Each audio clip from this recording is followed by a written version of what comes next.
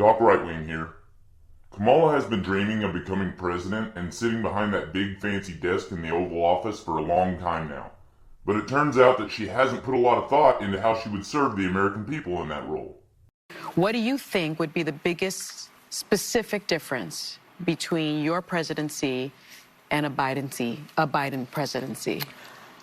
Well, we're obviously two different people, and we have a lot of shared life experiences. For example, the way we feel about our family and our parents and so on. But we're also different people, and I will bring those sensibilities to how I lead. For example, I know we're going to talk today, but one of the issues that I'm very focused on is what we do around home health care. Yes. I have done a lot of work as it relates to, sadly, but violence against women and children. I care a lot about that. I love our small businesses. My mother raised my sister and me predominantly, but we had what we called a second mother who lived two houses down who helped my mother raise us. She was a small business owner. I love our small businesses. And so the influence of a personal experience will have its impact on the presidency. Well, if anything, would you have done something differently than President Biden during the past 4 years? There is not a thing that comes to mind in terms of, and I've been a part of most of the decisions that have had impact. Now, obviously, that's a bad answer, but it's really telling. I mean, this woman ran for president in 2020, served as vice president since then, and she's running for president now, and yet, remarkably, she doesn't have one single idea for improvement. Not one. But if she had given it serious thought, as the American people deserve, she could have reflected on some of the mistakes that have been made over the past 4 years, and come up with at least a few obvious areas for improvement. Let's go through some of those now. Number 1. The Afghanistan withdrawal. 13 members of our military were killed in the suicide bombing at Abbey Gate during our hasty and embarrassing exit from Afghanistan. 13 U.S. service members, mostly Marines, killed 170 Afghans by the ball bearings propelled by 20 pounds of explosives on the bomber. Surviving Marines gathering up the wounded and dead, and hundreds of Afghans running for cover. And here's a clip of desperate Afghanis falling from planes to their death.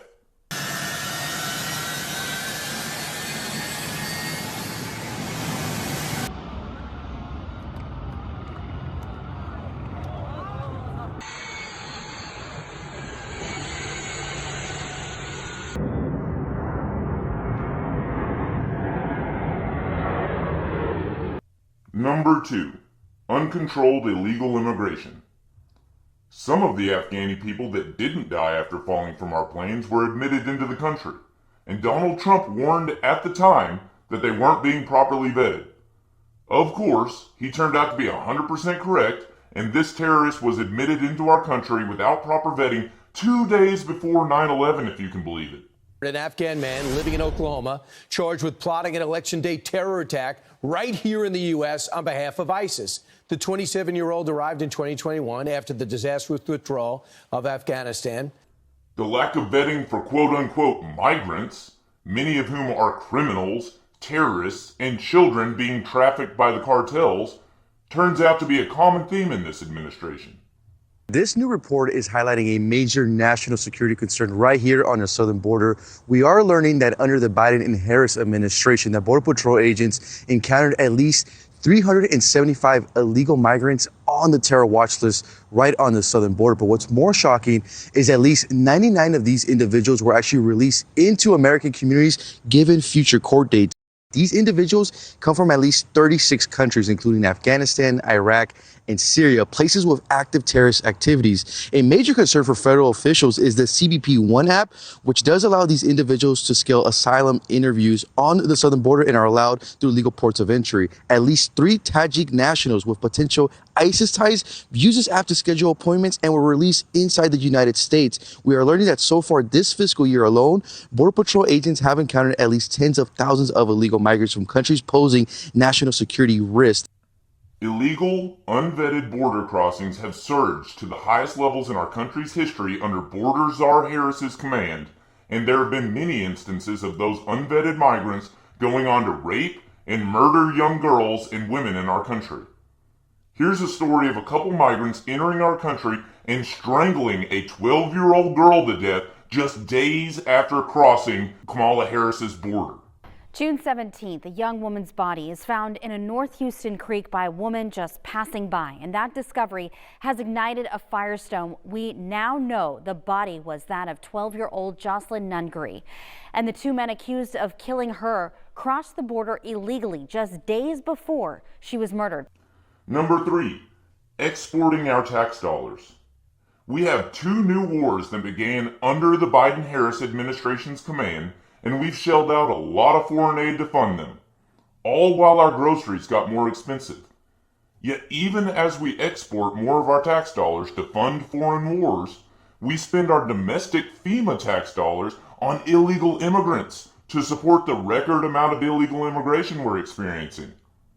Here's a clip of the White House press secretary admitting that FEMA money that you paid for is being spent on illegal immigrants, not on Americans.